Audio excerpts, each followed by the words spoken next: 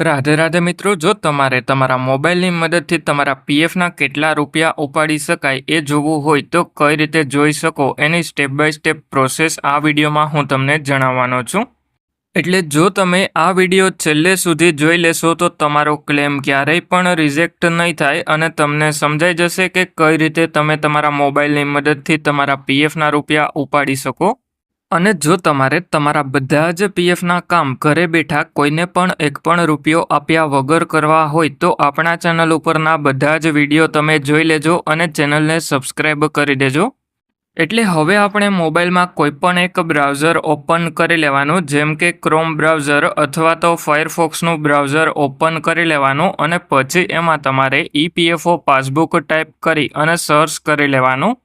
એટલે પછી તમને ઈપીએફઓ પાસબુકની ઓફિશિયલ વેબસાઇટ જોવા મળી જશે. એની ઉપર એક વખત ક્લિક કરી લેવાનું છે અને પછી એમાં તમારે તમારો 12 આંકડાનો યુએએન નંબર તમારી પગારની સ્લિપમાંથી જોઈ અને એન્ટર કરી લેવાનો છે. અને પછી એમાં નીચેની તરફમાં પીએફનો પાસવર્ડ તમે જે પણ સેટ કરેલો હોય એ એન્ટર કરી લેવાનો અને પછી એમાં નીચેની તરફમાં આ જે કેપ્ચા દેખાય છે એ સેમ ટુ સેમ નીચેની તરફમાં એન્ટર કરી લેવાનો. એટલે કેપ્ચામાં K47K છે એ એન્ટર કરી લેવાનું અને કેપ્ચા સમજાતો ના હોય તો રિફ્રેશ બટન ઉપર ક્લિક કરી લેવાનું.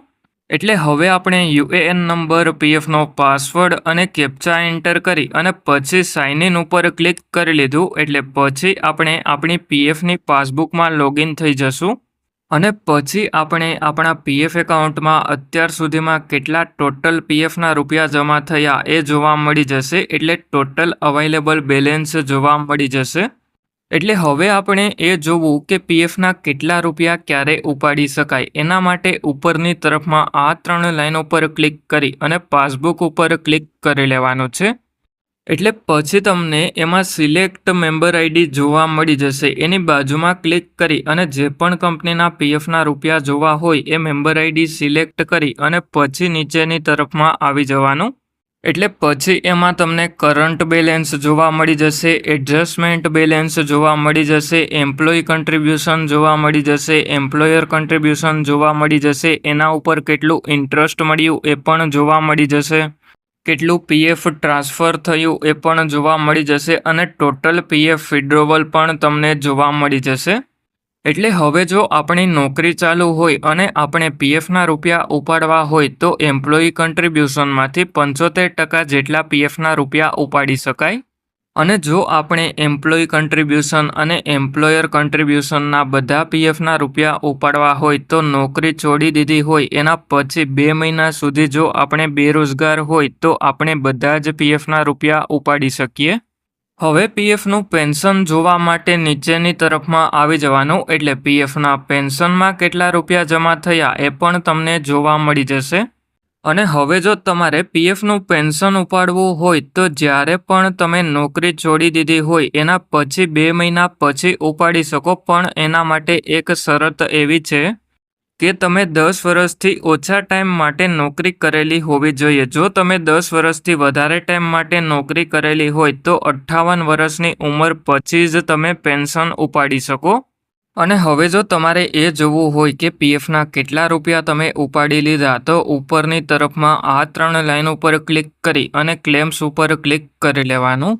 એટલે પછી તમને એ જોવા મળી જશે કે તમે કેટલા ક્લેમ કરેલા છે અને કેટલા પીએફના રૂપિયા ઉપાડી લીધા એ પણ તમને જોવા મળી જશે.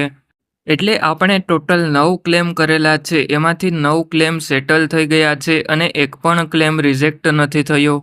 એટલે હવે સેટલડ ક્લેમ્સ ઉપર ક્લિક કરી લઈએ. એટલે પછી આપણે ફોર્મ ટાઈપ કયું એપ્લાય કરેલું હતું એ પણ જોવા મળી જશે.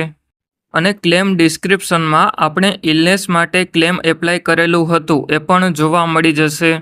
અને ટોટલ કેટલા પીએફના રૂપિયા આપણા બેંક એકાઉન્ટમાં જમા થયા એ પણ જોવા મળી જશે. અને જ્યારે આપણો ક્લેમ અપ્રૂવ થયો એ પણ તમને જોવા મળી જશે. એટલે આ રીતે તમે તમારા મોબાઈલની મદદથી એ જાણી શકો કે તમે કેટલા પીએફના રૂપિયા ઉપાડી લીધા. અને હવે જો તમારે તમારું પીએફનું કોઈ પણ કામ મારી પાસે કરાવવું હોય તો મારું જે વોટ્સએપનું ગ્રુપ છે એની લિંક આ વિડીયોના ડિસ્ક્રિપ્શનમાં જોવા મળી જશે. ત્યાંથી એ ગ્રુપ જોઈન કરી લેજો.